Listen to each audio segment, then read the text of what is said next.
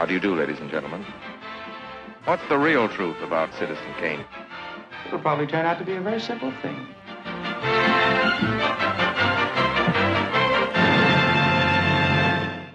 Hey everybody, we hope you're doing well. I'm Parker. And I'm Max. And welcome back to another episode of Better Than Citizen Kane, the highly subjective show where we look at a movie and ask that titular question. Because when every movie ever made is a reasonable contender for the title of greatest film of all time, you have to wonder, better than Citizen Kane? And if you've ever wondered what's a bad miracle, you're in luck. Because today we're discussing Jordan Peele's spectacular 2022 horror sci-fi film, Nope. Marvelous. And we're keeping it casual today. We're keeping it casual, folks. I'm going to be upfront with you guys. If you're watching visually, you'll see that I'm very casual. Mm-hmm. I'm laid back. Mm-hmm. There's a blurry bedroom behind me. His bedroom looks like that. Just for the it's just blurry. It's a paint job. It's crazy. Yeah. It's wild. I have a blanket on. I'm cozy. Cozy. So feel free to get cozy. Yeah. For a discussion of a film that I wholeheartedly love, and as of today is in my top 4 favorites on Letterboxd. I saw that as we were pulling up, and I was like, whoa. Yeah, So I didn't see what... we got to talk about that. If you rewatched today... I did. Did you? Mm-hmm. I haven't seen your most recent review. I basically know. I just said that, like, I keep thinking about this movie, and I've been thinking about it ever since I saw it. Cool. So I didn't see your star rating. I don't know if it's dropped or risen. I don't want to know. Okay. Until the end. I'll keep it to myself. But Parker, what's your history with Nope? I mean, the same history as I think a lot of people's, which is just I'm a big fan of Jordan Peele as a director.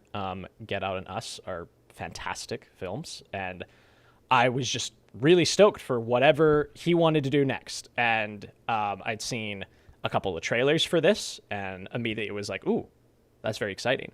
And this was the first movie I saw when I came back from Italy. I went and taught the study abroad in Italy, and I came home and immediately I was like, I gotta see Nope. And I'm so glad I did. I'm glad that you did too. Thank you. Personally. Yeah, my history is very similar in that I saw...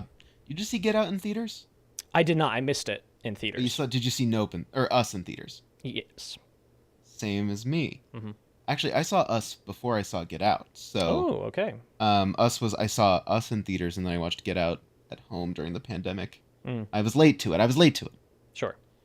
But I was really excited that it won Best Screenplay, right? Didn't it? It won Best Screenplay? Get Out? Yeah. Yeah. At the Oscars, Mm-hmm. yeah.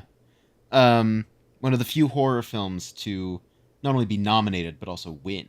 Totally. Like, very few. I can only think of, like Silence of the Lambs got Best Picture, maybe?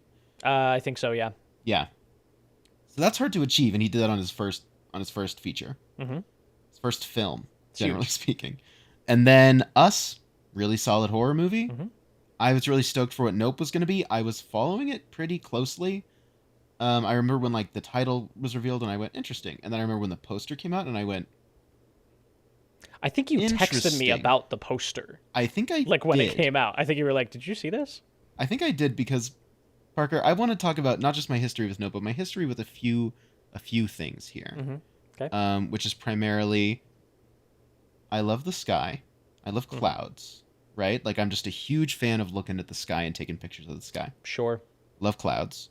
From a very young age, loved aliens. I loved space, and I loved aliens a lot, and I loved UFOs to the point that my dad one time drove me and my sister out to the local lake, and we stargazed with the intention of looking for UFOs. I was so, like, invested in seeing aliens. Yeah. So I have a big love of aliens.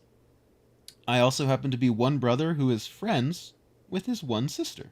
Mm-hmm. And that's a relationship that isn't shown on screen very often. No. And also, I love Keith David. I love Keith David.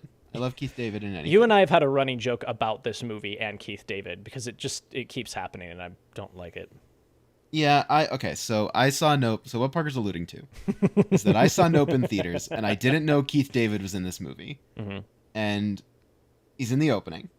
Yeah. Like, the opening minutes of it. And I was like, oh my god, Keith David's in this? I was so stoked. I was like, oh my god, he seems to be a key character. And then a quarter went through his head. Yeah. And he died. Yeah. And I went, well, maybe there's going to be like extensive flashbacks because the title sequence says and Keith David. Mm-hmm. He's in one. Yep. And this is great. This is fine. Mm-hmm. I love Nope. I Yeah. think it's 5 stars for me now. At this point, it's 5 stars. Ooh. Ooh. Ooh. It's in his 4 favorites. Huge. Huge. And anyway, all this to say, he died really soon. And there's a trend of that recently. I feel like. Yeah. Anyway, Keith David's great. I love Keith David. So those are things that I love, and therefore I think that I love Nope a lot. Mm-hmm. For those reasons and also more. And let's dive into that a little bit. So Yes. I watched all the behind-the-scenes features on the Blu-ray for this movie Ooh. today. In Amazing. preparation for this. I watched it a few days ago. It was my 3rd watch. And is the energy good today in the studio? I think so. I like the energy. I think so. I'm liking the energy too. If you don't like the energy, write into that email we haven't set up yet. Exactly. It's a P.O. box that doesn't exist. It's a P.O. box that doesn't exist. So, as we said, this is Jordan Peele's 3rd feature film, following Get Out in 2017 and Us in 2019. Filming ran from June to November in 2021 on a budget of $68 million. It was released on July 22nd, 2022, and grossed $172 million worldwide.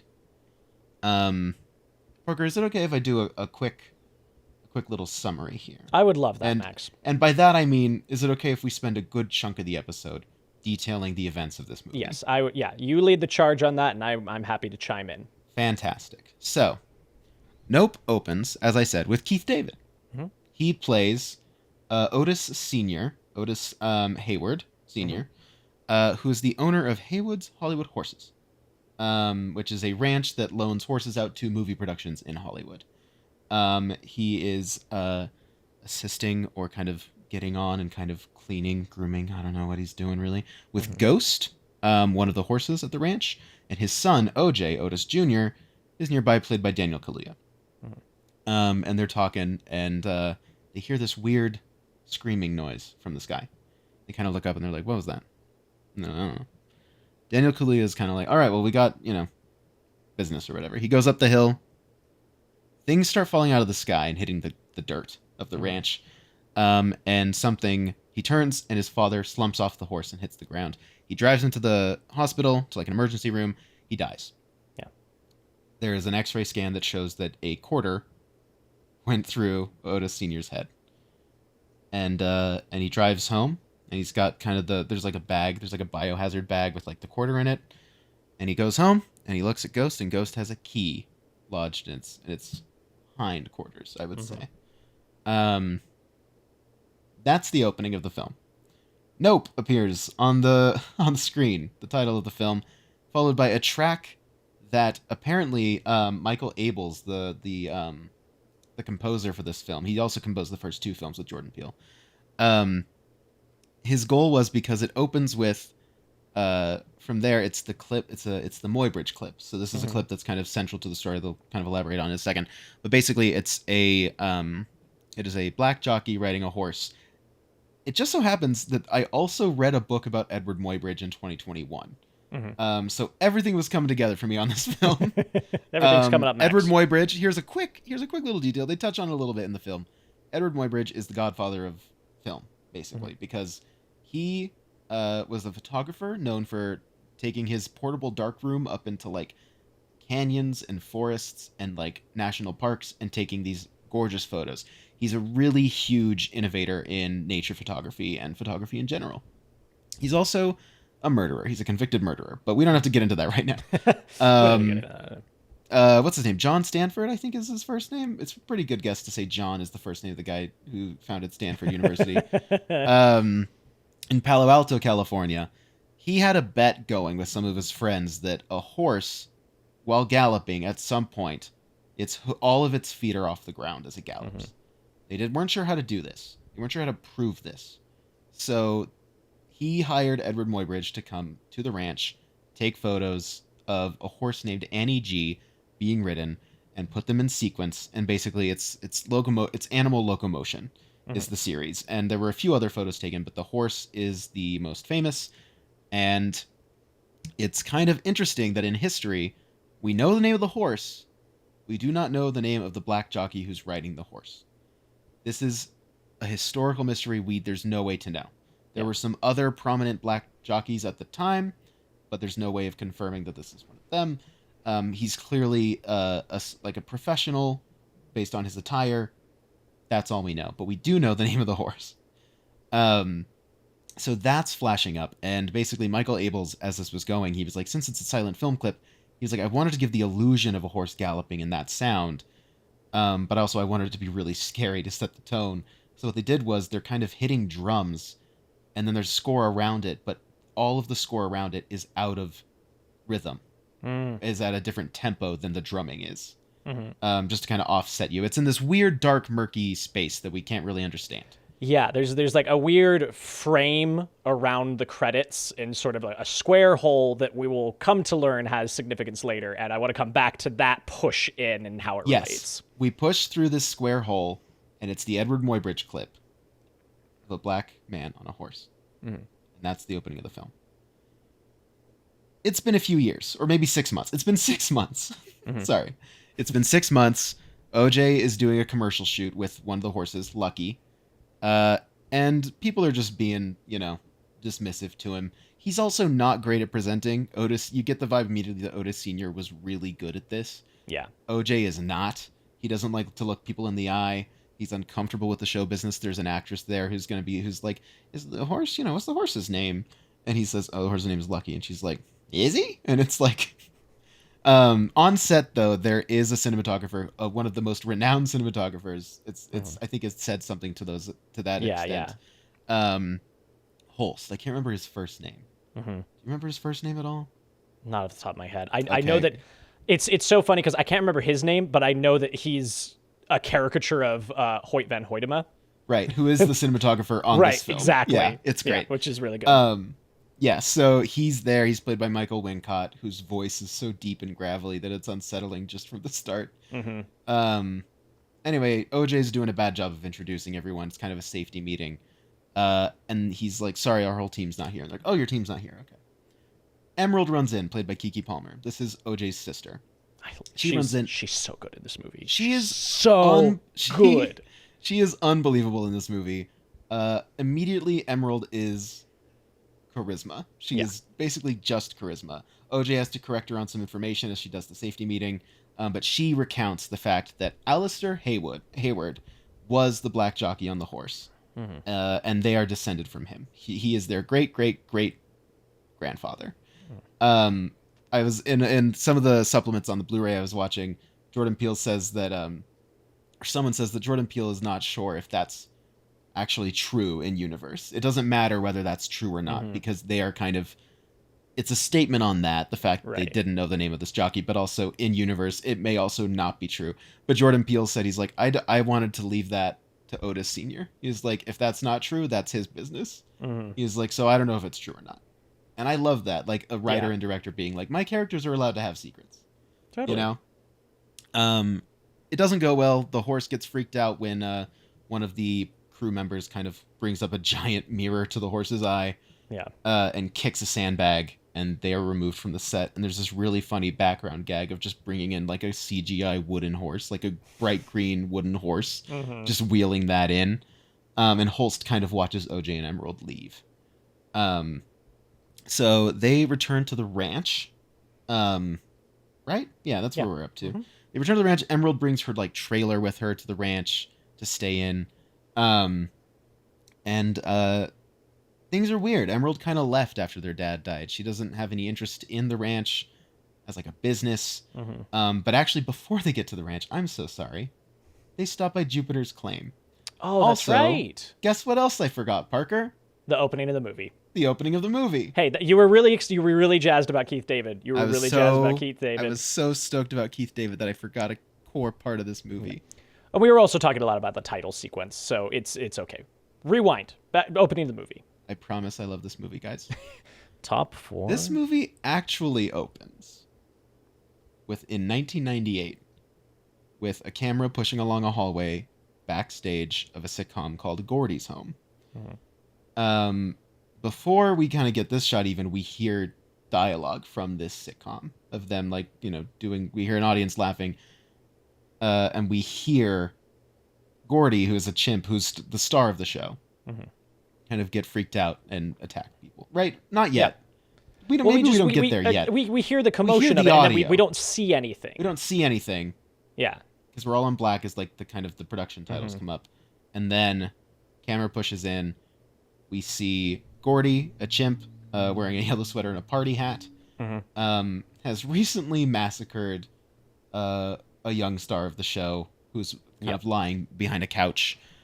Mary Jo Beth, I want to say, is the actress's name. That sounds right.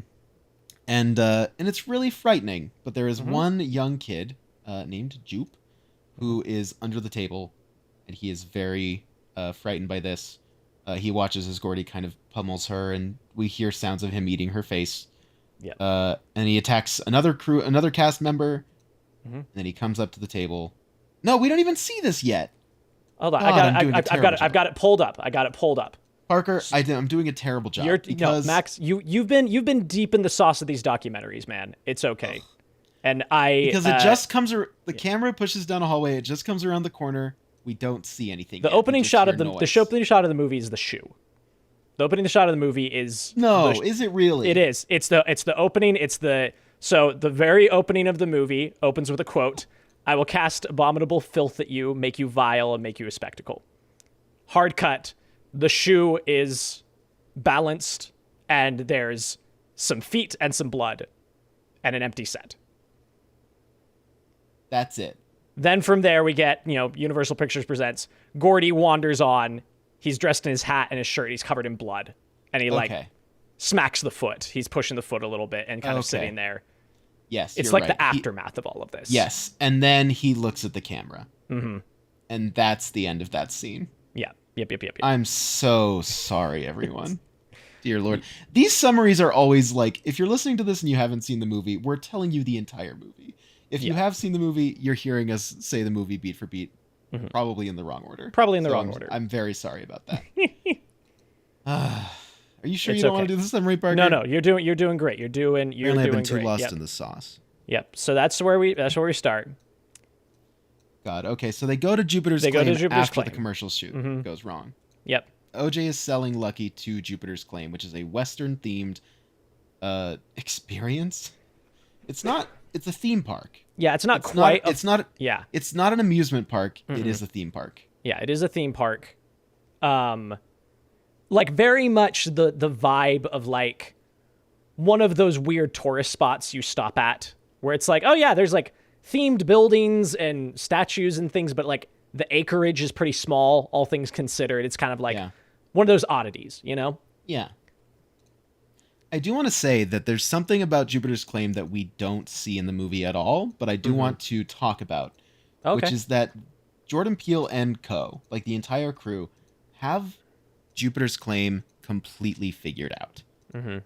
When you arrive as a guest at Jupiter's Claim, which, by the way, is in Agua Dulce, which is not near anything. It seems to be in the middle of the desert. Okay. You get there, and immediately the first thing you have to do is you go panning for gold. It is not guaranteed that you find anything of value. But that's a problem in that you then use that gold to get Jupe Jangle, which is the coin at the park. Okay. And you use that to have fun and go on the train. There's a steam train that goes all the way around. And you can do all kinds of funny little things. And you can fight like a robber, you can do all these things. But only if you get gold at the start of the thing. Because when you're panning for gold, you might just get rocks and then you can't do anything at the park. So that's a key part of it that they've figured out about Jupiter's Claim that is not mentioned in the movie at all. That's so funny. I love knowing how these things operate. Yeah, they also built this whole town in the middle of the desert completely from scratch. It's a 360-degree set. So anywhere you look, it's just the town. It is just Jupiter's Claim, this fake little town. So I thought that was kind of fun. Yeah. So they get there. OJ's selling Lucky to the park. And while he's walking him in, she finds the well with the pictures. Like she spots that. There's a well that takes your photo. You crank the wheel. There's a camera at the bottom of the well and takes your photo as you look down. Yeah, she messes up somebody's picture. And they're like, hey, and she says, hey, photobomb. So they go meet with Steven Yeun's character, Jupe, who was a child star. He appeared in a Goonies kind of movie called Kid Sheriff. The Well actually emulates the poster of that film. And off the back of Kid Sheriff, he got a job on Gordy's home. And Emerald kind of mentions this, much to OJ's disdain. OJ's like, just keep out of it. Don't be that person. Come on. Don't be that person. Due to her curiosity and interest, Jupe says, I think he says, I usually charge people for this. And he hits a secret button that opens a door to a secret room. And he says, yeah, a Swedish couple stayed a few nights here. Don't ask me why. Paid me 50 grand. Paid me 50 grand. Don't ask why. And it's a room dedicated to Gordy's Home, this sitcom that ran for 2 seasons, or they got a full season done, and on production of the 2nd season, Gordy, the chimp playing Gordy, freaked out and attacked people and killed people, probably. We don't see it yet. No. That's the thing. That's what I was getting wrong in my recount at the beginning. Right. Is that Emerald asks what happened. Yeah. And Jupe is like, you see the shoe there. He's got it in a glass case. He's got all this memorabilia. He's got all these memorabilia of it and like newspaper articles about the attack. And he's like, oh, well, have you seen the SNL sketch about it? Yeah. It's like, because they did it better than anyone could. And he recounts a fake sketch on SNL from the 90s with 90s accurate cast members like Daryl Hammond and everybody. And he says that Chris Kattan absolutely killed on that stage. He slayed. And we get a brief flash of young Jupe's face looking at everything with a little bit splattered across it. Yeah. Just hiding under a table, something terrified. Unseen. Yeah. And then it straight back. And then it comes straight back. That's all we get. Yeah. Of that at this time. Despite what Max's brain tried to say. Despite what Max tries to tell you with his lies. Parker, what do you think so far of this? What do you think about the horse? What do you think about kind of Steven Yeun as Jupe and like Jupe's character? What do you think? I think it's all super interesting. And like there was an interview that Jordan Peele did while the press tour was going on for this, and he was talking about Jupe's character and all of that. And he was saying that like that character is a character study on himself. And he didn't go into any more detail than that, but he just talked about, he's like, yeah, like interesting. Somebody publicly working through their trauma. And he says, and I'll just leave it at that. And he didn't elaborate, but I just thought that was super interesting. That's super interesting. But I do like, yeah, it was one of those things that we'll get into this more with the rest of the summary, but like the initial watch of the movie, these two plots felt so disparate in a lot of ways, just on first glance. And then like the longer you think about it, like there's a lot of parallels going on with what the rest of the story is. But like, I do remember that being my first impression. Just like, okay, this is interesting. How does it relate back to like what we're talking about? And the one-to-one, like the actual like on paper plot connection is really like, it kind of shows up and you're like, whoa, okay, interesting. But thematically, like they're so intertwined with like the message of everything. And I love that. I really like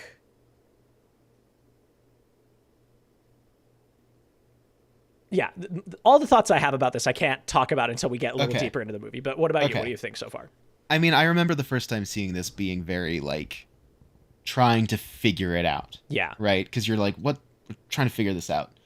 And I honestly think it lost some people who saw this movie in theaters at the time once. I know that there are a lot of people out there on the internet who are like, oh, Nope is bad. Nope's trash.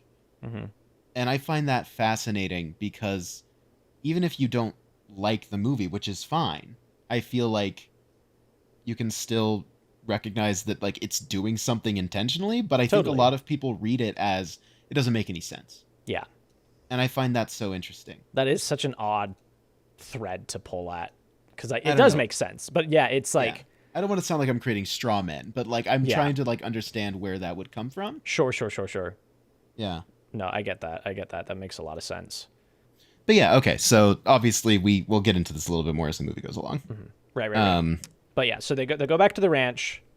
OJ mentions in passing that Jupe offered to buy the ranch. He did, yeah. Yeah. And there is a deleted scene where he outright says that, but I think it works without that scene of just him saying, yeah, and he offered to buy the ranch. Yeah. And Emerald's kind of like, why didn't you sell it? Mm-hmm. And OJ's yeah, like, she's well, like, how much did they offer? And he's like, why? And she's like, I want to know how much of a dumbass you are. Like, he won't tell her. Yeah. And I really like this shot of them walking together. It's nice. It's really nice. I think the score is really nice. And you just get this sense of them as family. They go back to the house. Yeah. And start talking about things. They start get talking high. about. They get high. They start talking about horses. She mentions right? jean jacket. She mentions the horse jean jacket, which she was going to ride, but then it was on the production of a Western. Yeah. That they sold. They basically sold the horse. They sold the horse, and then OJ corrects her and says it was Scorpion King. It wasn't a Western. It was Scorpion King. And I love that detail. Like, I love this like melding of fake movies that don't exist and real movies. Like, I feel like it adds such a level of credibility to this world that I just love. I like, and it's such a small thing, but later in the movie, like his final get up with the Scorpion King like crew jacket. Yeah, it's a bright orange hoodie that's a Scorpion King crew jacket. It's so good. It's so fantastic. Good. It's great. Do we get a power surge here? Or no, Ghost starts acting up. Mm-hmm. Yeah. Ghost escapes and runs out, right? And OJ goes out to follow Ghost. Yep. Emerald stays in the house, puts on a record. OJ gets out there. And at this point, I do want to talk about, and we'll dive into this in depth later, because I think it's a key part of our criteria discussion. But this movie's night sequences are fantastic. Yep. And look incredible, and look probably unlike anything you've ever seen. Mm-hmm. And we'll talk about that. We'll talk about that. It's really good. Yeah, so there's a little power surge. Yep. Little power surge, but the music slows down. But, well, before that, Ghost runs out. OJ follows, and you see the lights of Jupiter's Claim across the valley, basically. Across the gulch. Yeah. And you hear like an intercom microphone system, and Jupe is saying, every Friday night for the last 5 months, I have experienced... You can't really hear it. You can't make it out, but you hear that. Ghost is making a noise that OJ later says he's never heard a horse make before. Freaking out. Then the power surge happens. And OJ looks up and kind of sees a shape. There's just something. Yeah. There's some sort of shape passes from behind a cloud over a mountain, and that's it. That's all he sees. But you do hear those screams again that you heard in the opening scene with Keith David. Yeah. OJ goes back to the house. And is this where he asks the question, what's a bad miracle? Yeah, is there a word for a bad miracle? They got a word for that. And then he says, because they said that what killed Pops was just some weird shit from an airplane, from a prop plane. He's like, but that's never tracked. That's never made sense to me. And she's like, what did you see? He says it was big. She said, how big? And he's like, I don't know, big. Yeah, just big. And he says, but it was faster than a plane. And Parker, I want to talk about when I saw this movie in theaters and I first caught the glimpse of the UFO. I was thrilled. Yeah. Because I think this is something that not enough movies tap into, which is that seeing a flying saucer in a movie is just always fantastic. Yeah. I think there's something really exciting about an aircraft that we don't understand. I actually have a quote here. Oh, listen to that. Oh, wow. I'm flipping through a notebook. Wow. ASMR. All right. Let's see. So I didn't write it here. That's so annoying. I kept After all that. I'm sorry. Cut it out if you don't want it in there, Parker. I kept some notes in my notebook and I kept some on my phone. I listened to some podcasts with Jordan Peele today too. So Jordan Peele said that the UFO is a perfect horror device and may be underutilized because it's essentially a mask. It does the same thing as Jason's hockey mask, which makes us obsessed with what's underneath. And I agree. Also, just nice to see something big and fast moving around silently. Yeah. So he's convinced he saw something. The next day, they go to Fry Electronics. Yep. to basically get some equipment to capture this thing. And they talk about how, and it's a great scene. I love how Keke Palmer plays it, where she's like talking about like, we gotta get the shot because you've seen stuff online, like you see, like you know, and then they even talk about like the government releasing the footage a few years ago. It all just grounds us in like this version of our reality, which I think is really well executed. Yeah, and this idea of like we need to get our Oprah shot, you know? Yeah. And they joke about like, oh, but Oprah's not really doing it, you know. It's really good. They call it the Oprah shot. Yeah. Because he says like Oprah. And she's like, man, you love Oprah. And he's like, yeah. So yeah, they're talking about they need to get the Oprah shot. So they meet up with Angel, who's an employee at Fry Electronics, played by Brandon Reyes, I believe is his last name. I think so. And something interesting about this is that when Jordan Peele first wrote the part for Angel, he had a completely different kind of character in mind. And then when Brandon auditioned for the part, Jordan Peele was like, you know, if I cast you, I would have to like rewrite a lot of the script. Yeah, there's a clip online. Yeah, and Brandon's like, oh, then you probably don't want to do that. And he's like, nah, I think I'll do it. Yeah, because like he's on a Zoom call and he tells him this. He's like, so really loved you, love your take, like, but I'd have to like rewrite a lot of script. And he's like, you can tell he's like being really polite, like getting ready for the dismissal. And he's like, yeah, no, totally. He's like, I guess I'm gonna have to rewrite the script. And he's like, you serious? I didn't know that clip was online. That's fantastic. The clip's online. It's really good. Oh, that's great. I love that. Yeah, so Brandon's great in this role. I really like the character of Angel. I find him really believable. Yeah. He kind of says some stuff. He mentions aliens, doesn't he? He mentions UFOs. I think so. And they're like, well, no one believes in that stuff. Yeah. It's a fun little like tense scene. Basically, they're like, well, how easy is it to install the security equipment? Yeah. And he's like, you wouldn't be able to do it. So he comes out to install it. And I love this little, like, the thing about Jordan Peele doing horror movies is that not only is he a gifted comedian, but he understands that comedy and horror go hand in hand really well because they're both doing the same thing. Like, I feel like that's something that Sam Raimi gets really well and that other horror movies get really well. But I love, like, that kind of, there's, like, this subtlety, especially with Daniel Kaluuya's performance as OJ, with, like, when Angel's, like, kind of, like, demonstrating how it tilts up. And OJ's like, point it up, and he does it like that, and he goes, boom. Yeah. And then OJ's like he does, like, horse clicks, and, like, just points up with his finger, and Angel just has to keep pointing them up at the sky, and it becomes very clear what they're doing. Yeah. But I just love that little character note of, like, OJ's just doing, like, horse training clicks, and pointing up with his finger. He's a man of few words, and I think that's great. I really like that. So, yeah, they get it installed. Angel's like, you know, they don't even call them UFOs anymore. They call them UAPs. Just a lot of, like, kind of nice little dialogue here. Yeah.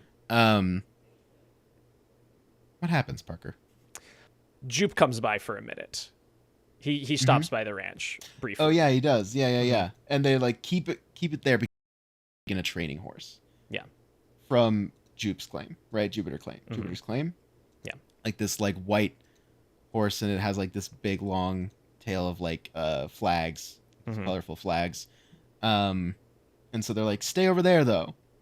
Yep. So he's yelling to them across, being like, I just want to invite you to well, where'd you get your horse? And they're like, we don't know. Where'd you get your horse? And he's like, I don't actually know.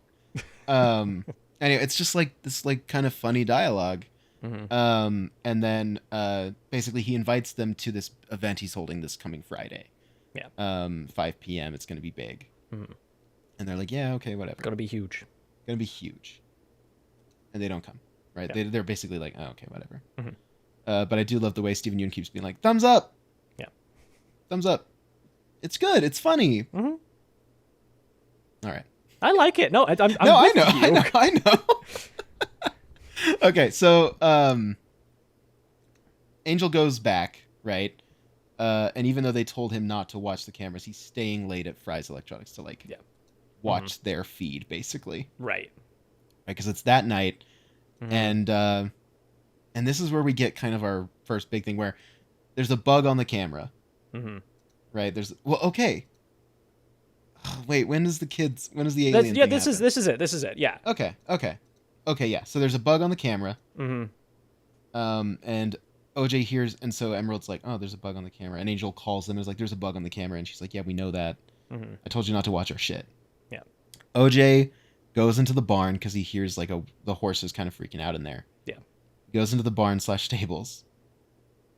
And he has a close encounter. He has a close of encounter. the third kind, if you will. Indeed. Parker, what did you feel when you saw this part for the first time?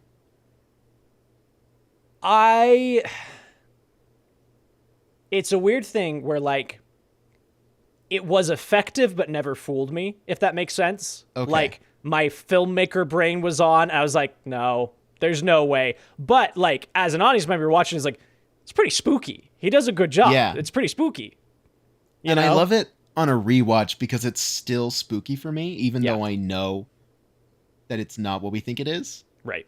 I still love the way that those masks look. I love the way that the actors are moving. Mm-hmm. OJ goes and hits a switch to turn off like the spinny sprinkler thing or whatever in the middle. Yeah. And it comes back on and he looks back and a little alien guy stands up and kind of looks at him and starts walking towards him, and he's backing up and being like, no. Yep. He like gets his camera out, and then another one pops its head out, and I just love how playful it is. Like, obviously it's revealed at the end that it's kids playing a prank. It's Jupe's kids playing a prank on them because they stole, their horse or whatever. But I just love it. He decks one of them in the face. Yeah, one of them's hanging upside down. And you hear a kid go, oh! And they kind of are like, don't mess with Jupiter's claim, and they leave. Yeah. But I still love the atmosphere of the moment. I think it's so fun. I love how you put it, of like, it's... What did it's you effective. You said it's it didn't fool me, but it's very effective. It didn't fool you, but it's very effective. I really like that. It's also a red herring completely. Totally. Because the kids leave, and then OJ goes back out. And this is where he has his first encounter, really, with the UFO, basically, right? He goes out further because Ghost gets out again, maybe? Or something like that, right? He goes out a little farther. And, or is it because the camera goes down? I'm checking right now to see Okay. what the specifics is. Basically, this is the bug on the camera. Before it's Okay. there's just noises coming from the stable, but this is the Okay. bug on the camera. Then the bug's on the camera. Mm-hmm. Yes. And then we cut to Angel, and he's watching, and he says Yeah. there's a bug on the camera. Stop watching our shit. And then he says, And he camera says- B is yeah, the camera B camera's is down. So OJ goes out. It's pretty far out on the property. He goes out to check camera A. Right? He gets out there, and some weird noises are happening again, and he fully sees it. And it is fantastic. I love Peele's direction here. I love how kind of floaty it is, as it kind of like it's locked on the sky, but it's like floaty and she spots it kind from a distance. She's yelling at him. She's like, "It's in the cloud. It's in the cloud." Like, yeah. mm. Yeah. That's That's great. It's so good. He runs under into like a mini stable to like avoid it as it flies between clouds. It comes and it takes a horse, right? It takes Ghost? Yeah, I think so. Yeah. And at this point, Parker, when you've watched this for the first time, what did you think this thing was? Because when it comes and picks up Ghost, it's not a typical tractor beam. It creates like a tornado. It's like a tornado. It just sucks it up. Basically. It sucks it up. Were you like pieced into what this thing was yet at all? I hadn't quite figured it out, but like based on the shape of it, I started thinking about it. I was like, is it a flying saucer? Like, is that what we're going for? Yeah. But I hadn't clued that the flying saucer is the alien. Like that, Right. None of that registered. I mean, for me. that still comes out of... Okay, we'll get to that. We'll get to that. I just remember seeing this, like, whirlwind, and I was like, that's a really interesting take on a tractor beam. I really like that. Yeah. And I love this because Jordan Peele, when he was setting out to do this, he had a few different things in mind, and we'll touch on those a little bit later. But one of them was that he wanted to make the quintessential flying saucer movie. But he also wanted to subvert common tropes of UFO movies. Yeah. And I think that that's something that I was picking up on at this point, where I was like, okay, we're doing it a little different. And I really liked that tractor beam thing being different, but I was not at all keyed into the truth of the matter yet. Yeah. But I was like, okay, something's off, you know? So it takes Ghost and it leaves. And then what? What from there? I can't quite remember. Let's see. So that all happens. he comes back. But he makes the... And she's like, we need to go. We need to leave. Yeah. And he's like, what are you talking about? Right? Yeah. Right. And then the next... I think the next thing is the flashback the next day with Keith David. I think that's the next... I think that's the very next scene. Well, so I think it's... Is it that or is it... Yeah, it is. Because he has that flashback and then the next morning they call Holst, the cinematographer from the commercial. Mm-hmm. Right? Yeah. Because the cameras aren't working. Mm-hmm. And so they call him and Holst is like watching. I love Holst's life in this movie as a cinematographer. Yeah. Parker, it seems like something you might have at some point in your life. If you like, just listen, hear me out. Okay, I'm listening. Because he's in this like beautiful garden and he's just watching documentary footage. Mm-hmm. It almost seems like he's maybe editing it. He's not editing, but he's just watching stuff on. Yeah, he's on an editing bay though. He's got like spools of film. Yeah, he's on an editing bay. Watching nature, like shots. Nature documentary, which is interesting. But they call and he's like, "How'd you get this number?" And she's like, "It was on the call sheet with the commercial." And he goes, "Ah," and you can like read so much into that noise of like, But basically, she's like, "We're trying to get the impossible shot," and that gets his attention because before that he says, "I have a lemon tart in the oven that I'm going to serve to 10 of my closest friends." And that specifically, Parker, I could just see you in your older age being like editing something together and just having a lemon tart in the oven that you're going to serve to 10 of your closest friends. That's all I want. That's it. That's what the I'm dream. Saying. Okay, thank you. I'm glad you want that for me. I want that for you, and I think you should want that. But he also says the quote here. He says, "This dream you're chasing is the one you won't wake up from." Yeah. So Parker, maybe don't pursue that lemon tart and 10 close friends dream is too much. Yeah, because he's talking about like this dream where you're the top of the mountain, like everybody's looking at you, like it's one you don't wake up from. And he's got like this like 1,000-yard stare as he says it. Like this is a dude haunted. It's a good performance from Michael Wincott. He really feels super heavy in this movie. Mm-hmm. So they didn't quite get him, right? Yeah. But OJ's thinking about it. Angel comes out and he goes, "That was crazy. That was crazy." And he says, "Okay, it's still here." And they're like, "What are you talking about?" And he's like, "You don't know?"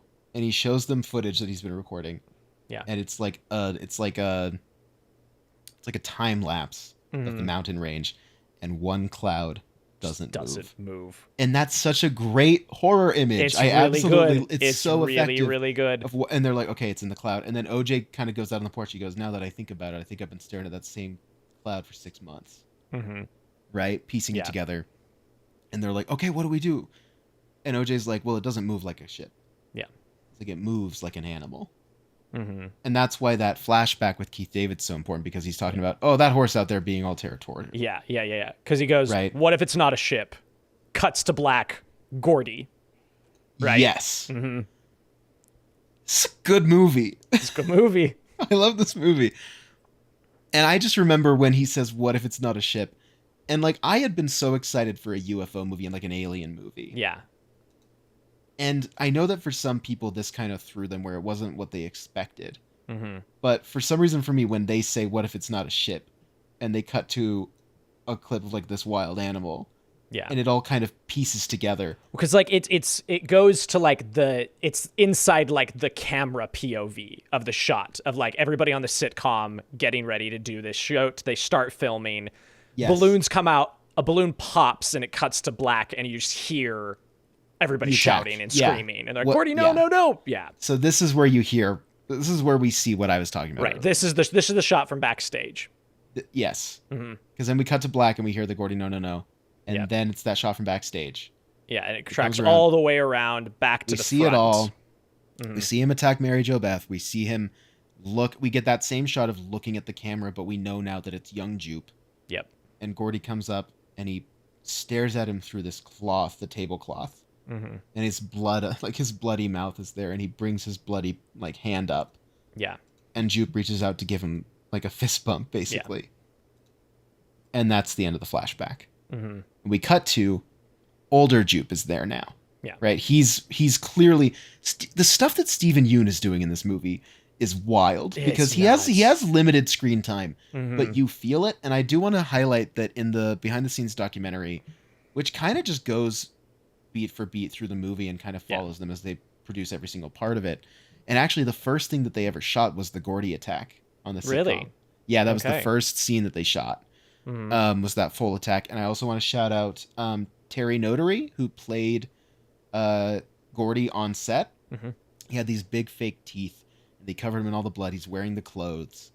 And you can actually watch in the deleted scenes, you can watch the entire scene play out, but it's not the CGI chimp, it's Terry Notary. Yeah. Which is really neat. That's really cool. And really fascinating to watch his full performance. And I think that the paw that we see Jupe give a fist bump to is actually Terry Notary's hand. Really? Yeah, they like make up his hands just a little bit, and it's like it's the same shot, which I thought was really interesting. Yeah. But I think Terry Notary he did a lot of like the physicality for it, which Very is great. cool. Very cool.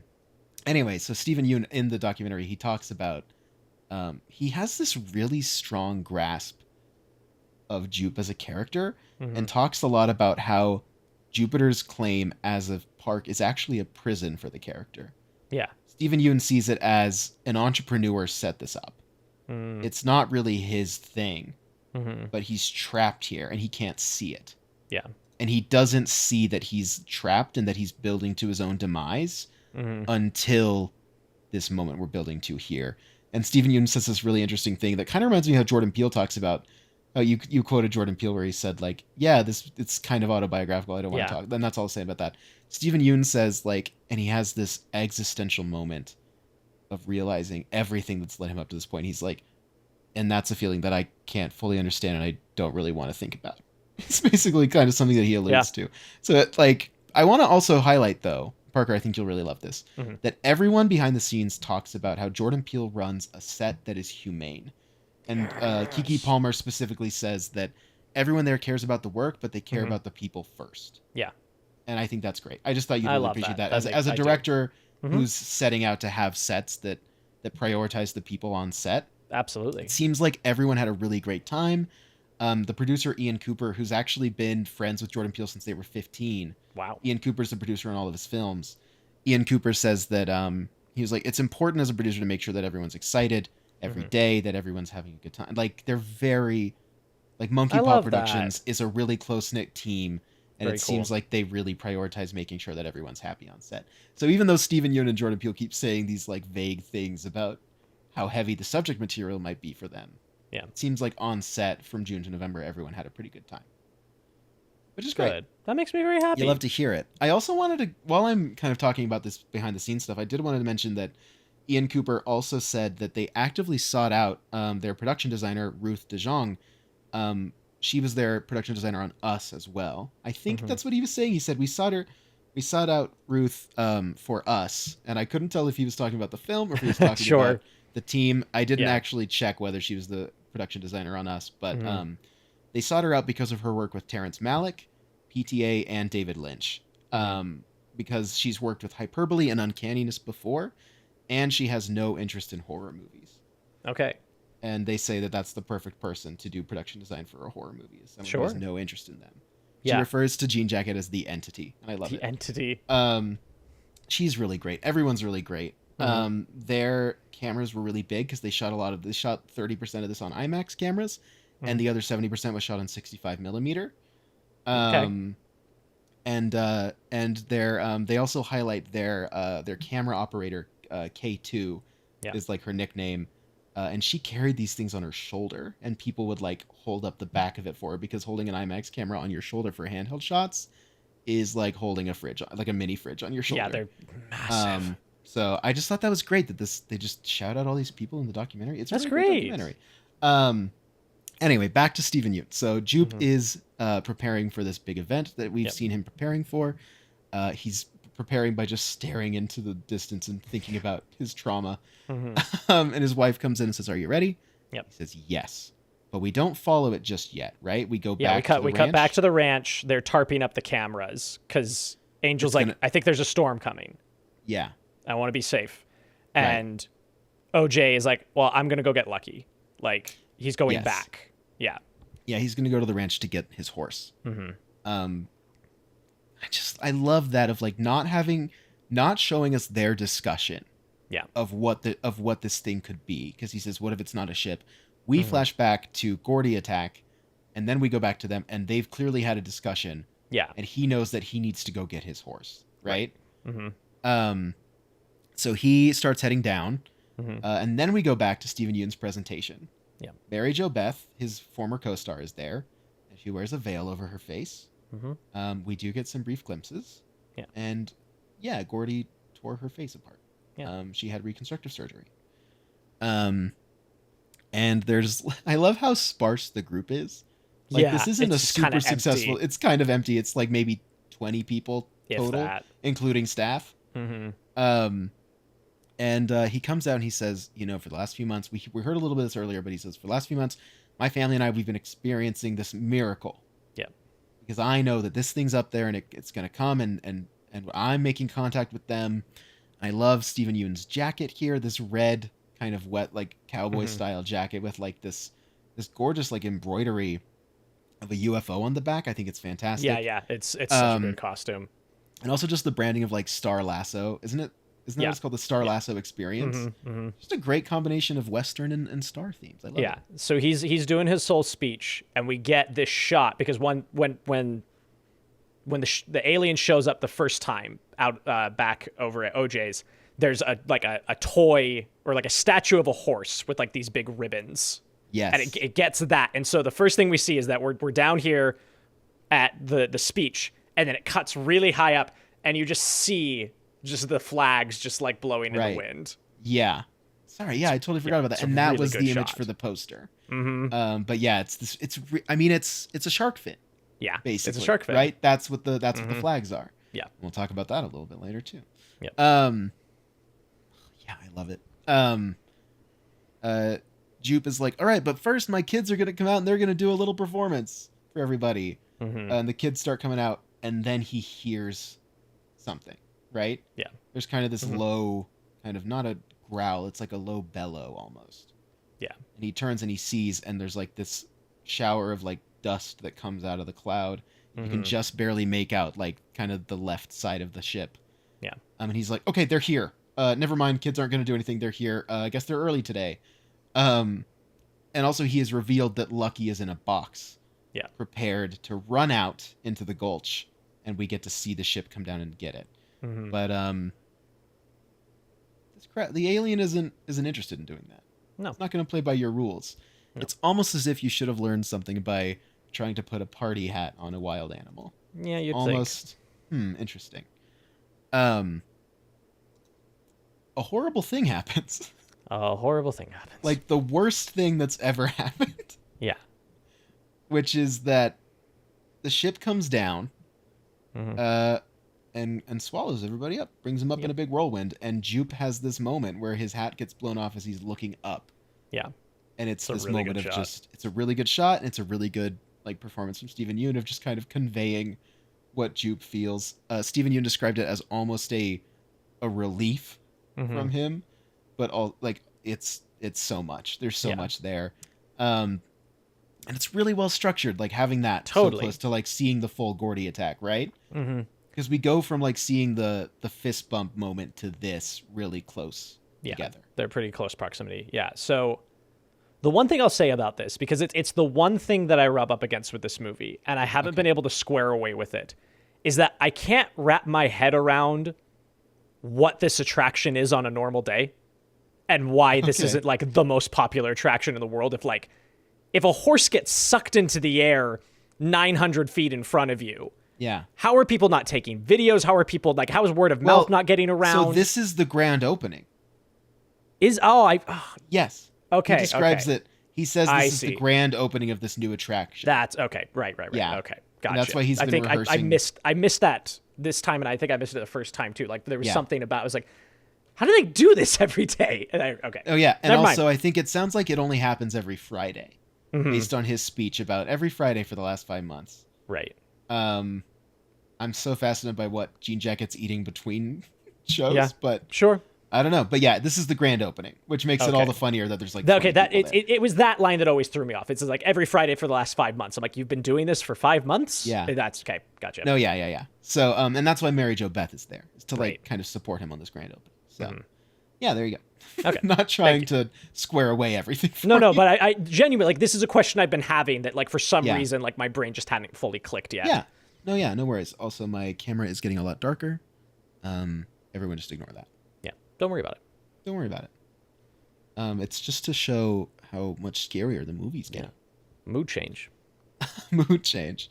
So yeah, it comes down, swoops everybody up, and then, like, one of the scariest things I've ever seen It's happens, pretty and upsetting. it seems like it's pretty across the board. Everyone finds this to be highly upsetting. Yeah. Which is, we see the victims fly up into its mouth from inside, and we realize that the shot at the start Yes. of the film from the opening title credits is the shot from within Jean Jacket of the alien here. Yeah. There's, like, these weird twirling things that might be, like, all of its innards It's like kind of membrane. spinning around. Yeah. The membrane, and then there's that black box at the very back. I want to highlight that they tried to do as much of this movie practically as they could. So anytime Jean Jacket comes down, they're using helicopters, flying them sideways to get cool. dust to spin up. It's really cool. Really So they're doing that. interesting. They're Okay. also doing a lot of wire work so that they're lifting people up. So the shadows that go across Jupe's face and later that go across OJ as the rider gets taken up are real. There are people being wired up at the same time.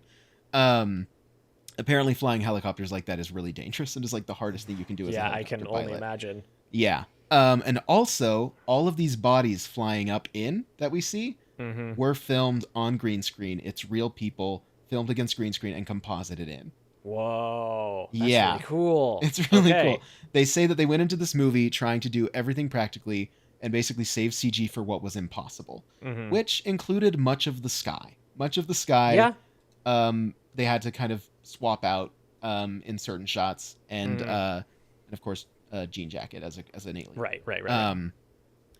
And then it's this, and you've probably this was online. I remember when this hit Twitter, which is kind of the bowels of the alien craft, kind of like a tract of some kind of just people sliding up this, like, weird fleshy membrane, and screaming and suffocating. And it is horrifying. It's the scariest thing ever. Really upsetting. Any thoughts you want to share other than that, Mark? Just maybe the most claustrophobic image I've ever seen in my life. Yeah. I don't know. There's something about it. It's wet and hot and, like, they're just, I don't know. There's a tactileness to it that just is. You absolutely can tell what it's like in there, which is the worst thing about it. That you know what that is, even though you've never felt it, right? No. I do want to shout out this time Johnny Byrne, who is the sound designer on the film. He's also been a sound designer on The Zone of Interest from last year, Poor Things from last year, and before this, he was the sound designer on Under the Skin. Okay. He actually started in commercials for 10 years and then moved over to films. I don't know if this is true. I think Under the Skin must have been one of his earlier ones. Yeah. He actually had a funny quote in an interview with IndieWire that I listened to, where he says that he only does sound for films if he feels like they're going to have an interesting soundscape to do. Interesting. And he actually reads through the scripts and will note how many times sound is used as a descriptor. Yeah. Like ghostly sound, that sort of thing. He says that's what secures him on a film, as if he seems like it'll be interesting, and if it seems like the director has a solid idea of what the soundscape will be. Yeah. And so he says that that Jordan Peele is one of the best writers for sound, which is I just thought was really interesting. That is very, very interesting. And so there's a lot of wind sounds. This is where it becomes clear what the screaming that we've been hearing in the movie before this is. And it is the victims of the alien suffocating and dying inside. And that's what the sound of the craft flying around is. It's not engines, it's not aerodynamics, it is just the people inside and the horses inside, which is frightening. It's so terrible. It's upsetting. So OJ arrives at the ranch, just as kind of a storm picks up. He gets there, it's empty, it's barren, there's nobody there. And he gets there and he sees that Lucky is still in the box that Lucky was supposed to run outside of. And he gets there and he tries to call Lucky over. And before he can, okay, go ahead. But just like he's calling Lucky over, and like it's this great wonder. He like comes through, and the camera pans up, and you see a daylight glimpse of it, and it just shoots across the sky. Yeah, and then it comes back down, and then it comes back up again. It shoots the other direction. It's closer this time. Yeah, it is. I think we can say this at this point. It's Jaws. It's Jaws. And then finally, like, you get the money shot, right? Yeah. Oh, wow. It just comes swooping down. And you just see that it's like this weird fleshy circle. Yeah, it's slightly asymmetrical. Like, it looks like a flying saucer, but it's kind of warped on the edges. It almost looks like if you flip like a Stetson or a cowboy hat upside down, it's got that kind of like turn up at the edges that you can see from underneath, but it has this small black hole at the bottom. Yeah. And it just comes at him. Whoosh. And it whooshes over the top of like the bleachers that he's under, and he gets brought up and slammed up in the top and then drops and he blacks out. It's so effective. And I love how they shoot this, where the camera is so floating and loose that it can just kind of slightly drift up to the sky and then back down. Totally. And it's so effective. It gives the sensation of like you're peeking underwater for a second. You can just see something moving in the water and then you're back up. But it's reversed and it's the sky coming back down. And it's amazing. It's really good. I really want to highlight that one of the thoughts going into this was, what if Close Encounters became Jaws? And I think that's so fascinating of an idea. And that is really interesting. And they talked a lot about how Jordan Peele on the first call, I think with Hoyte van Hoytema, he said, maybe it was him or maybe it was a different person, but he said basically, he was like, I want the clouds in the sky to become the ocean of this movie. He was like, that's what this is. We're going to shoot this like it's the ocean, basically. Right? And they absolutely nailed it, in my opinion. I think it's fantastic. So OJ blacks out. He comes to. It's raining and it's dark. But Lucky is still there. Yeah. Right? Lucky somehow manages to survive. Meanwhile, Emerald and Angel are at the house. Oh, jeez. My favorite sequence of the movie. It's incredible. It's amazing. It's raining, and they're at the house. Well, Angel's trying to drive there at first. He goes out, right? He goes out to he's driving up, and the music in his car slows down, and he sees the water ahead of him, the rain coming down over him, move away from him. Yeah. Which is a really brilliant and effective use of like space and scale, right? To like, by showing where the water is going away from, we get a sense of how big this is, how close it is to him. Yeah. It's incredible. And the music slows down, which when Jean Jacket flies over something, it's kind of an EMP situation, electronics shut down. It's interesting though, it's more interesting than that because I think they say earlier in the film that phones don't slow down, they would just turn off. Yeah. But when Jean Jacket flies over, even the voice on the phone slows down and gets slowed until it turns off. It's a fascinating little note that I find really interesting. And I have a lot of notes on this creature because it is really fleshed out. Anyway, it's approaching the house. Angel runs in and he tries to tell Emerald. Yeah. And all the power goes out in the house. And Angel's really freaked out. Grabs a knife, ducks under a table. Yeah. Right? At some point, we also see a flashback. Is it footage that Emerald's watching? Yeah, she's on the TV. She has a VHS. She's watching a VHS of... She's filming from a window of Otis Sr. racing Jean... Like, kind of walking Jean Jacket around outside. And then a young OJ steps into frame outside of the window and does, like, a eyes on you gesture up to her. Right? So we get that before Jean Jacket arrives. Yep. Jean Jacket arrives. They're in the house. Angel's under a table, and they just hear screams from outside and above them. And then items and objects start dropping down outside. Yeah, watches. And then watches, wallets. Phones, keys, those sorts of things. Signs from Jupiter's Claim, like broken wooden signs. And then blood starts dripping down the windows. It's such a great horror visual of just... It is, and we get a brief shot from outside of the house where a lightning strike illuminates Jean Jacket above the house, just torrential raining blood down on this house. And it's an incredible image. It's unbelievable. A really amazing shot. Like the blood running down the window at first, and we know what this all is now. And it's absolutely and it's like the incredible. slight, because it starts on the house. Yes. And it's just covered, like you see the flash of lightning is covered in blood, and then it just tilts up, and you just see, like, in the darkness. Oh. Yeah. Oh, it's so spooky. I love it so much. OJ is returning to the house with Lucky in the horse trailer. Yep. And kind of sees this as he gets there. He just sees the red rain around. And as the he gets house. closer, like the car shuts off. Yeah. And the rain moves away from the house and towards him. And again, we get that same effect of like the water moving away from you. Yeah. Implying that something's moving closer to you. And it's just over him.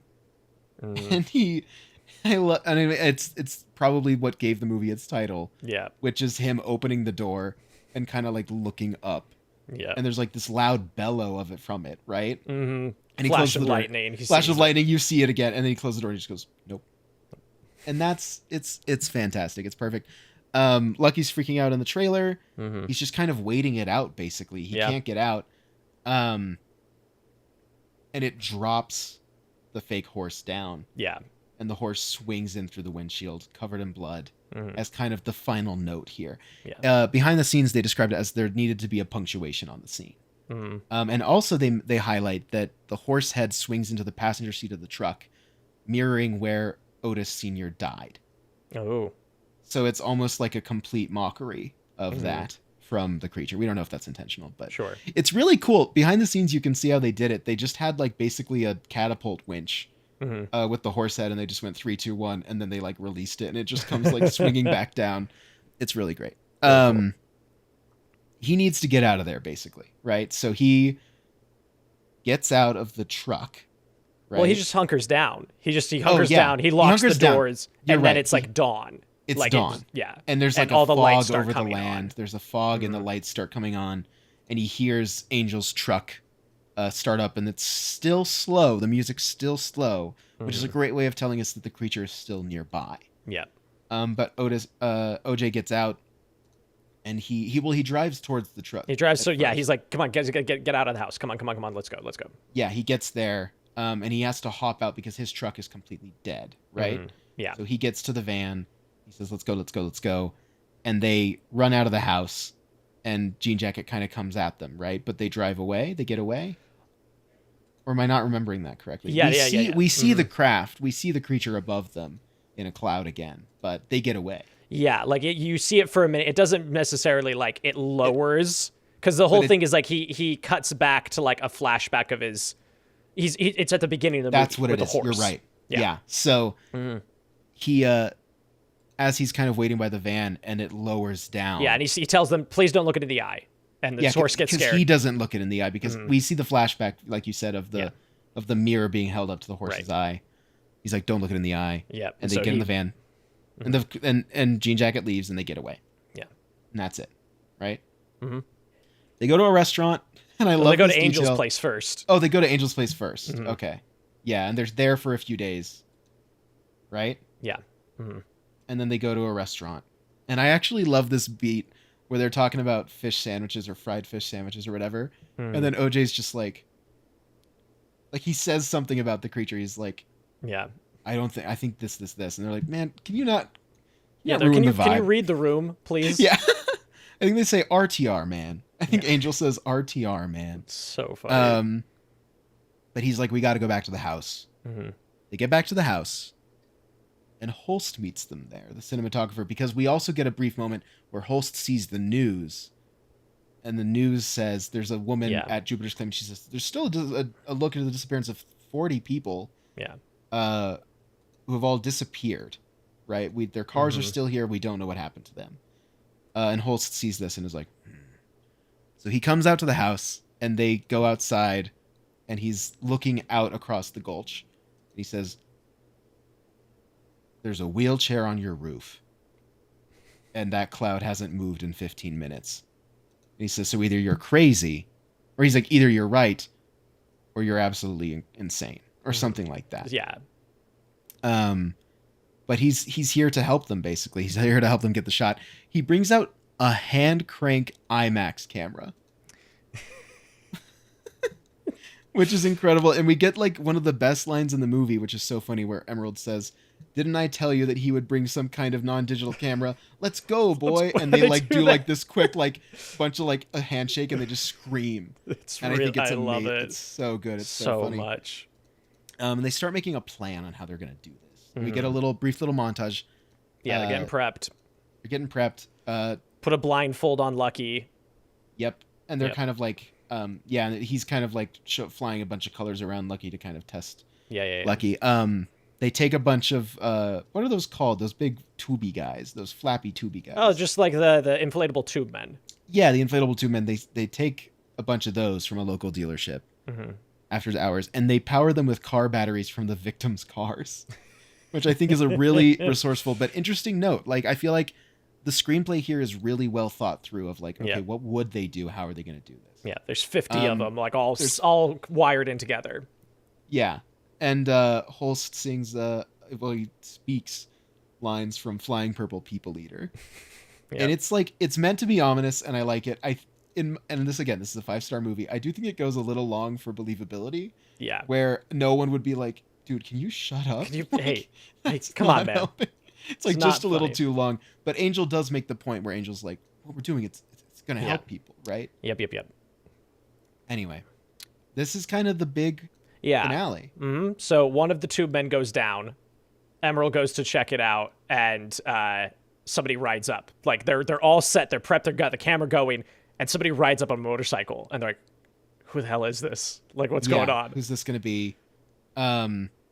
This person has a weird energy. They have a fully reflective helmet. Strange, weird vibes. Strange, weird vibes, but I think it works. And they're like, well, what do you know about all the disappearing people? Yeah. And they bring a camera. Pulls Like, it- don't yeah. you want to be on camera? She goes, shit, guys, it's TMZ. And Yeah. like the way they all react, I'm like, oh, that's so funny. It's really funny. It's really interesting for Emerald too, who's usually wants to be the source of attention, Mm-hmm. a center of attention. Just kind of like, I don't want to be on camera. Like, don't even Yeah. talk to me. It's interesting. The writer takes off. Yeah, because he's like, "What's over there?" And she's like, "You really don't want to go that way." Yeah, And he's like, "Nope, I think I do. All right, I'm I gonna think go." I'm gonna go. He takes off, and OJ starts riding the horse out. He starts riding Lucky out. And then Angel's like, "What do you think's gonna happen when an electric bike hits an anti-electrical field?" And the bike hits like this anti-electrical field where they know that Jean Jacket is, and the guy just flies. And he goes, "Ah!" It's such like a super far away wide shot. He just flies on his bike. It's really funny. It's really funny. OJ rides up to him, rushes up to him, and like starts trying to help him. Sees the reflection of Jean Jacket in the helmet. They decide to name it Jean Jacket. They did that during the prep session. I didn't cover that, but he sees it and he's like, "I'm sorry, I can't help you." Because also the helmet just has one big hole in it. So to Jean Jacket, that would probably look like you're looking at it, Like a big eye. like a big eye. So OJ gets on the horse and rides away, and this thing comes and grabs the guy, and it's great. Again, it's basically they just comped out a helicopter, and they used wires to lift the rider up. It's great. It's fantastic. So cool. So And I it's love really too, cool. like the POV shot, because like Jean Jacket comes swooping down and he tells the guy, he's like, "I can't help you." And it switches to his POV and he looks down and like the sun disappears, like his shadow disappears from the ground, and you hear the guy screaming, and then it just goes behind him and Jean Jacket is up above him. He's not looking at it, and the dude gets swooped. It's great. He gets swooped. He absolutely gets swooped. Dude got swooped. OJ rushes up, kind of up the road, and then doubles back and starts running. And they're like, he's going to do the run.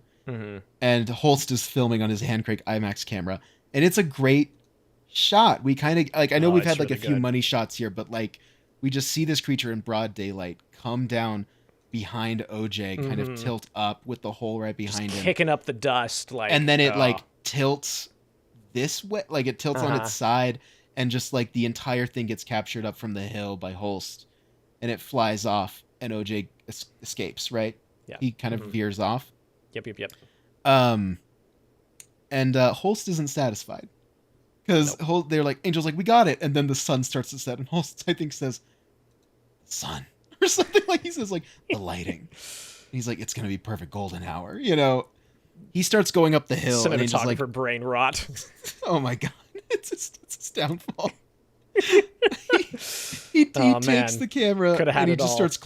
starts climbing up the hill. Yeah. And Angel's like, guys, Holst's climbing up the hill to go and film this thing out from under this camouflaged canopy that they were under. Jean Jacket catches onto this, flies at him, and we just get this great shot of him like screaming as he like is cranking the camera, and it just swoops him up. Comes back for Angel. Angel kind of is wrapped up in barbed wire, right? Yeah. He falls And down the hill. Falls gets down the caught in a hill, tarp. gets caught in a tarp and a barbed wire fence. Jean Jacket comes to get him, and the barbed wire fence goes up into Jean Jacket, and it kind of like lets him out because it's kind of in pain. Mm-hmm. And now it's really pissed. Yeah, and it's angry. we don't see it. Emerald has made it to the bike. Mm-hmm. OJ's on his horse, and OJ tells her to go because at this point, like, and this was something I thought was interesting too. The first time I watched this, I thought the barbed wire made the change, but I think it's just angry. Now the shape is completely different. It's literally just angry. You see it start to change as they're doing like shot reverse shot between Emerald and OJ. Yeah. In the background, you just kind of see something happening with it. I was floored by this when this happens because, and I had caught on earlier. They do a good job of like showing in some of the shots of it in daylight that it kind of flaps and waves like canvas. Yeah.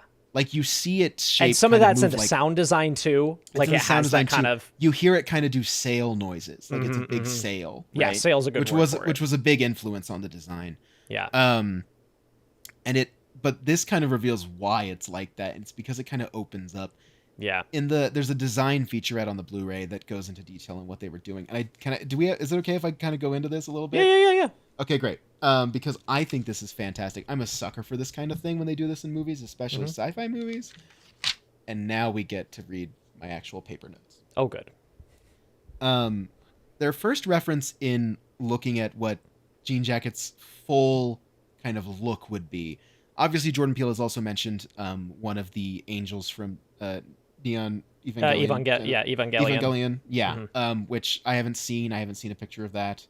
But he's mentioned that. But that wasn't mentioned in the documentary.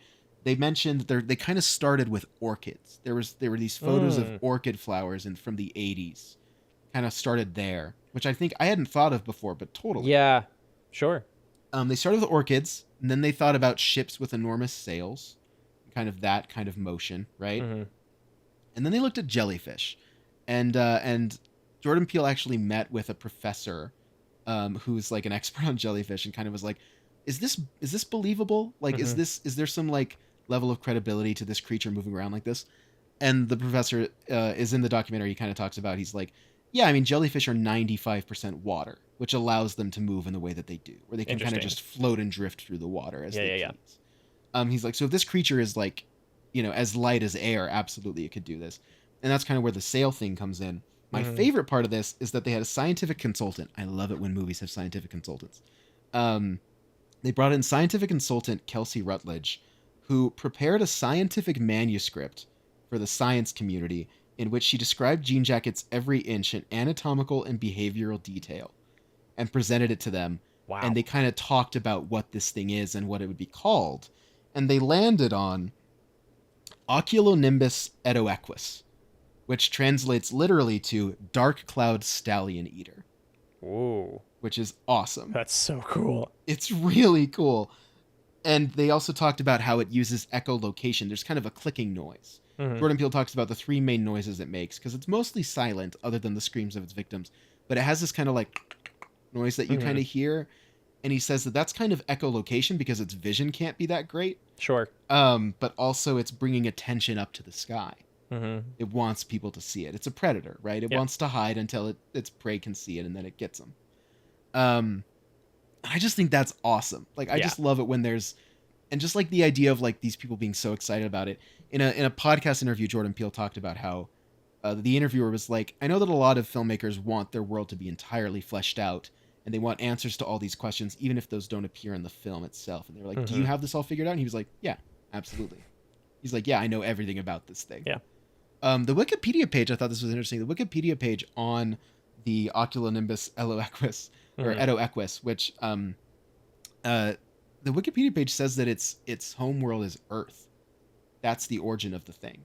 Okay. So even though it's a UFO, it's also the creature's been designed in a way that it's believable that it could exist also in our atmosphere. Potentially be an atmospheric animal that we don't know about because it's such an excellent predator, which I think is interesting. Cool. And especially when you take into account, like, okay, we've had all these UFO accounts, and none of this is in the text. Yeah. But like over the centuries, we've had all these like gods and flying things. It's so exciting to me to imagine, yeah, maybe this is the source of it all. If Yeah. there's just this one creature, this one cryptid that just exists in our clouds, and I'm kind of obsessed with it. That's really cool.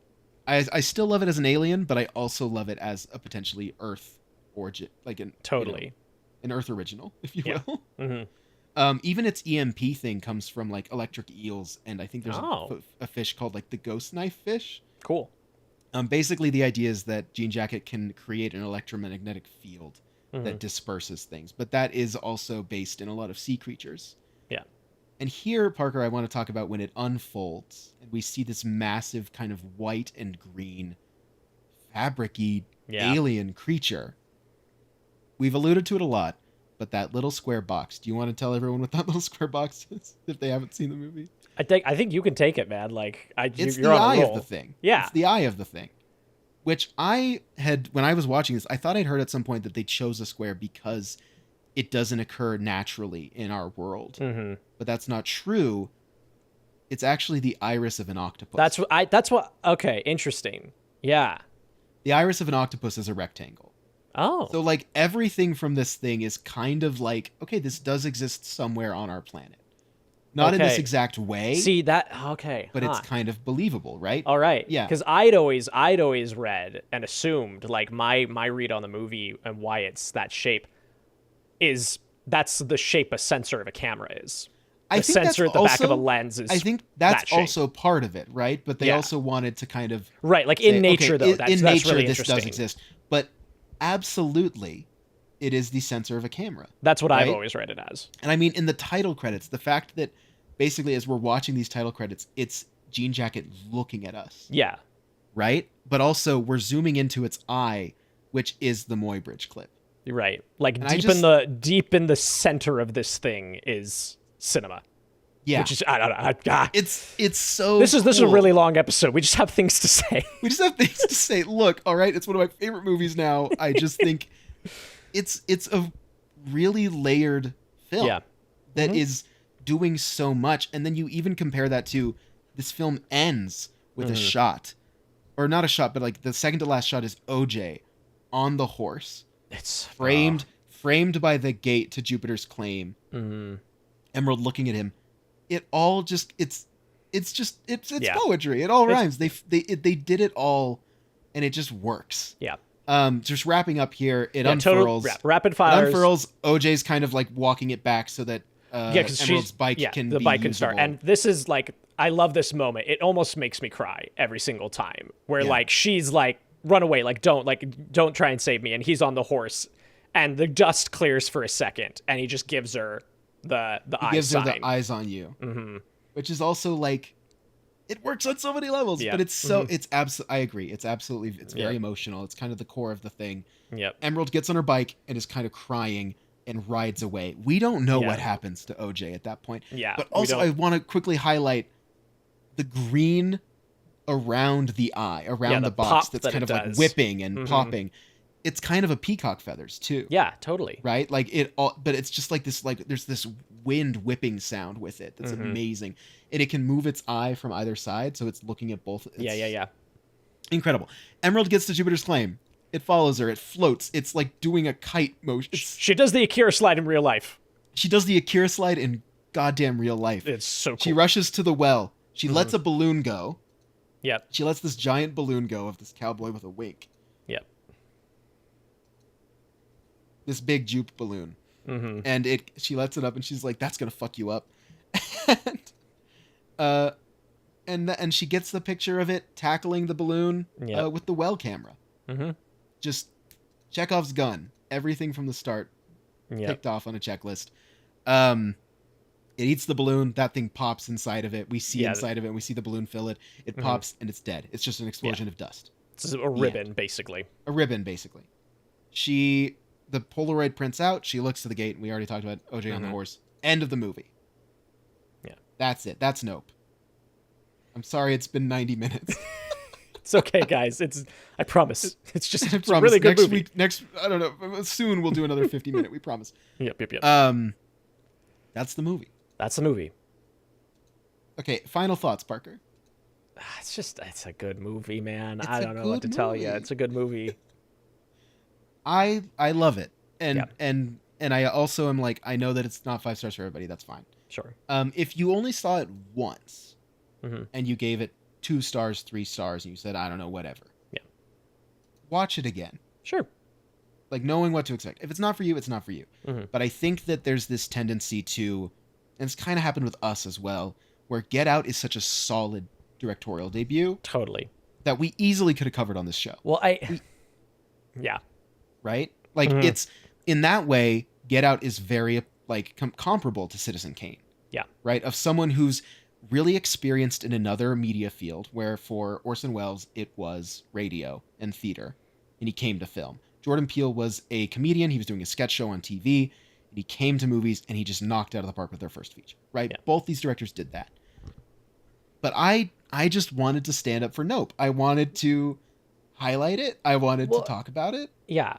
I was thinking ahead. about this today, of like why there's that general reaction to it. And my running hypothesis, and maybe this is bad faith of me, I don't know. Mm-hmm. But I think there's some people who wanted this to be as readable a social commentary as the other two are, right? Like, there are people who like Jordan Peele as a socially conscious filmmaker.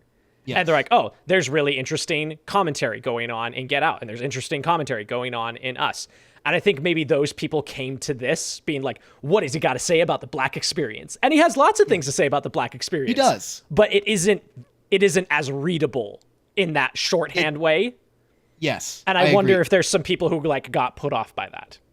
I think that's absolutely the case. And honestly, fair. But also, directors don't need to be put in a box. Totally. Especially Black directors. And we've learned this with all of our female directors this year, where all of them are like, this isn't a feminist film. It's a film about something, and immediately gets put into feminist film. And I think that because Jordan Peele's first film is so, like, socially resonant, and it made such an impact culturally and socially, that there's this expectation that all of his films meet that requirement. But he doesn't have to do that. No. He doesn't. And I actually have some notes here on this, which is, I want to talk about his goals here, right? I want to talk about Jordan Peele's goals. But first I want to read this quote where he said, "This movie isn't about race, although obviously race factors into the themes of spectacleization and exploitation." Right? I mean, literally this film opens with, to an extent, the shot of a black jockey who we don't know the name of on a horse. We know the horse's name, right? It's this idea of Black creators and Black crew members who have been part of films from the beginning that don't get recognition.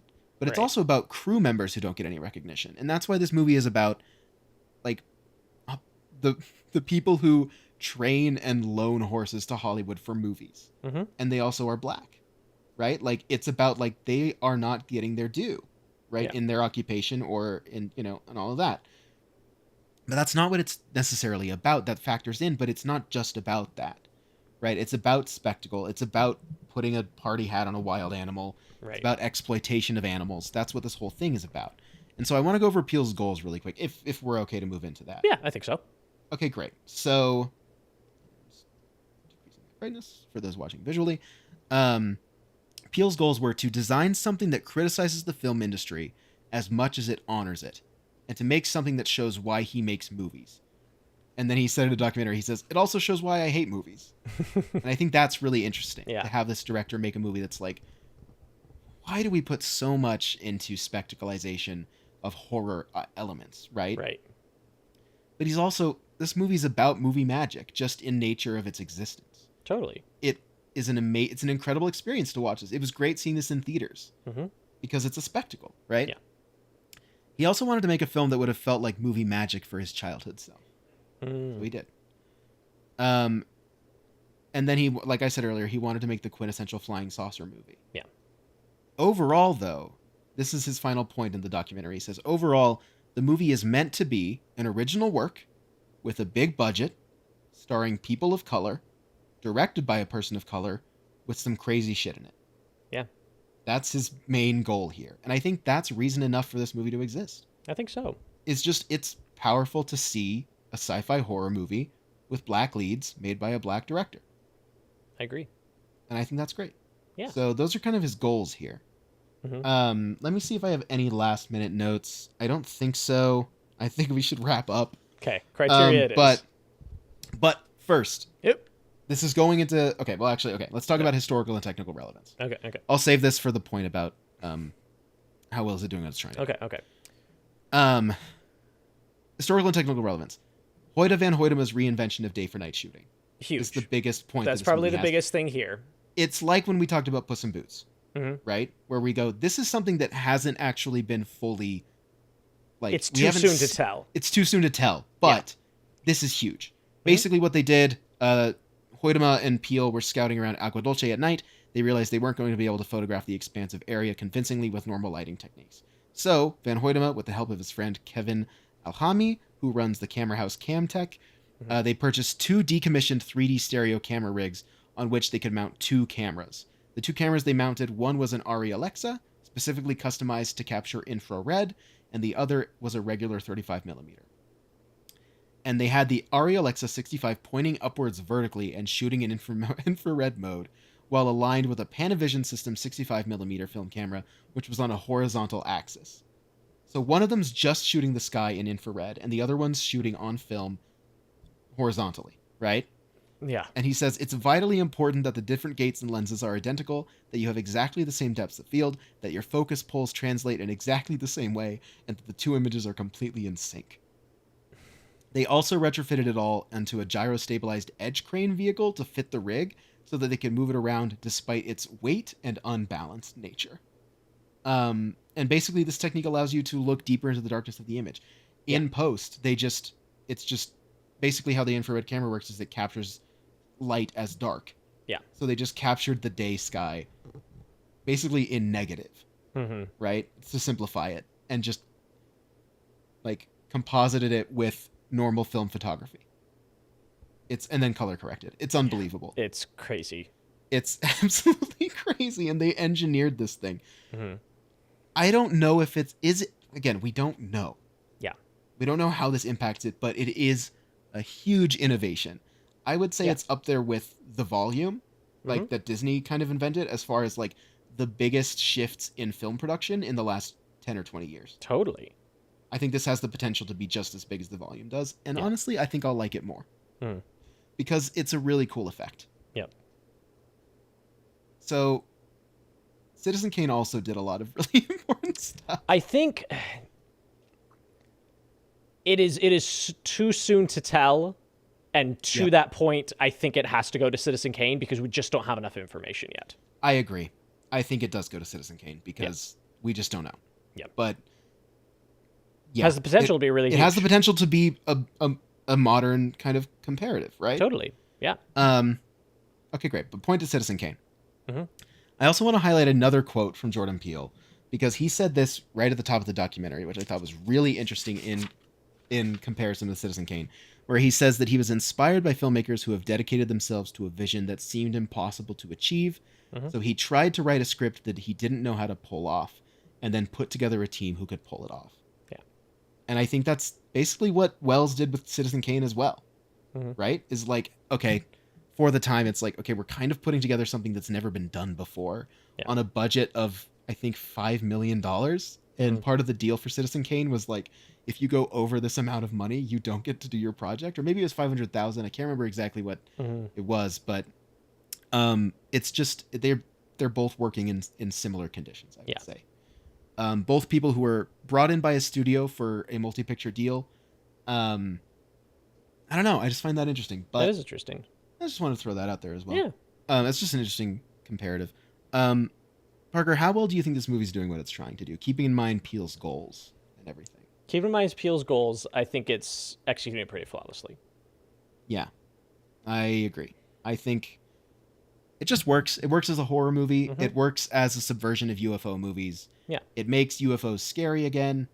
I think that all of the characters' relationships really work for me. Yeah. They make sense. I think the performances are all really good. Like the shooting of it, the effect of it, the cinematography, the sound design. Like I feel like everyone brought their A game to this thing. And so I don't know. I think it's kind of perfect in my opinion. It's I don't know. pretty solid. Pretty solid. Yeah, That's where I'm I'd at. give the point to Nope. I think I'm gonna have the point to Nope. I think so. Okay, great. I don't know why I'm like nervous that you're at the end of this you're just gonna drop a bomb on me where you're like, and I don't like it. Max, I gave it 2 stars. I don't know what to tell you. No. Fine, another letterboxed acquaintance who gives it 2 stars. Unfriend. No, I haven't unfriended anyone who gave this thing 2 stars, but I do encourage them to watch it again. Yes. Okay, and then do you connect with it emotionally? Totally. Absolutely, I do. Like, again, like, I almost, like, I get misty at that moment, just because I don't have the one-to-one that you do of one brother, one sister, but, like, I am very close with my sister. Of course. My oldest sister. And my other siblings as well. But, like, that relationship, me and my older sister, like, anytime that's reflected in film, like, that kind of gets me right here. And so there's just those little moments I really love a lot. Totally. I love sibling friendships in that way. Yeah. And also, it's asking us to care about these 2 characters, but it's also asking us to be scared out of our minds. Totally. And I think I am in this movie. I'd say With the bloodhouse sequence and with the suffocating sequence. Just absolutely scary. Yeah. Just so scary. So I'm gonna give the point to Nope. I will also give it to Nope. Which by our criteria does mean that this wins. But taking a step back, Parker, is this better than Citizen Kane? Taking a step back, it almost feels too soon to know in so many ways, you know? Like, it's one of those things where, like, I sit with it and I'm like, huh. My gut says it is, but, like, I have that, like, little asterisk next to it, you know? Right, like recency bias. Yeah, right? Exactly. I thought about this. I think in 10 years there's going to be... And again, film critics loved this thing. This thing did really well with critics. It didn't do great with general audiences, in my experience. That could be incorrect, but, like, the IMDb score is 6.8 out of 10. Yeah. I think a lot of people walked out of this thing being like, I don't even know what to make of this. But film critics and people who love film really connected with this thing. Yeah. But I think in 10 years we're going to see kind of a reconsideration of it. I think so. And I think at that point it'll become a classic. Sure. Also, I think that horror and sci-fi don't often get their due. As far as, like, this movie could potentially have revolutionized day for night shooting, and I could easily see it playing out where other movies do it later and are lauded for it, whereas this didn't get a single nomination at the Oscars except for sound design. Yeah. Right? I think it got sound design nomination. nomination. It did. I think so. But, like, I think this could have easily had a cinematography nomination for what it achieved as far as shooting at night. I think it deserves an editing nomination, honestly. Absolutely. I think editing and cinematography are pretty fantastic. And honestly, I think the script's really good too. Yeah. I think it's just well structured. I don't know. It's just a bummer in that way. But I do think, here's my argument. We said Barbie was better than Citizen Kane. Sure. The week after it came out. Yeah. And I think that this came out almost 2 years ago, which feels wild that this came out almost 2 years ago. But I've thought about it so much. And I think returning to it, I think I'm okay saying it's better than Citizen Kane. I think so. It's a highly subjective show. Yeah. It's in the intro. So I'm gonna say Nope is better than Citizen Kane. Agreed. Stamp. Fantastic. Okay, great. Let's get out of here. Thanks everybody. 2 hours later. Thanks everybody for indulging us with this one. Real quick, Max, what are we doing next time? Next time, we are having our friend Yenji on to talk Ex Machina, Alex Garland's Ex Machina, which I've never seen. So I'm excited. Okay, great. Sorry to rush out on you guys, but you've been with us for an hour and 40 minutes. See you later. Thanks, friends. Bye.